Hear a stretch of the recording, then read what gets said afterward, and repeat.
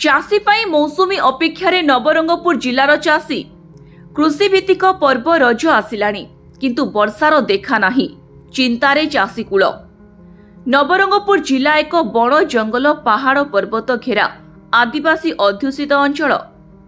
एठाकार मुख्य जीविका हेउछि चाष। आम जिलार प्राय 80% आदिवासी चाष उपरे निर्भरशील। एठाकार मुख्य फसल गुड़िक हेला धान सांगकु मक्का, बिरी, कोलथ, कांदुल, मांडिया आदि फसल चाष करी सेमाने जीविका निर्वाह करिथांती।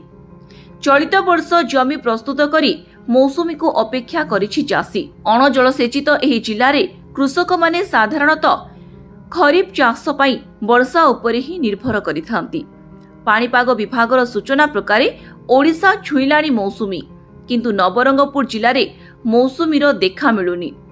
पहाड़िया जमी सबु सुखिला पड़िछि। चाषी माने हल लंगल करी खेत प्रस्तुत करी रखिछंती। केतेक चाषी घरे प्रस्तुत करुथिबा गोमातार गोबररु तैयारी जैविक खतकु नै जमीरे पकाउछंती।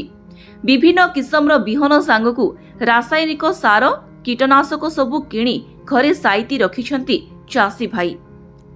वर्षा हेले धान बुणिबे ओ तळी पकेइबे बोली वर्षा को अपेक्षा करिछि चाषी भाई। कृषिभित्तिक पर्व रोज आसिलाणी किंतु वर्षार देखा नाही। चिंतारे चाषी कूल। मौसुमी वर्षा आसिले चाष काम आरंभ हेबो। तेबे वर्तमान भगवान को भरोसा रे अछंती चाषी भाई माने।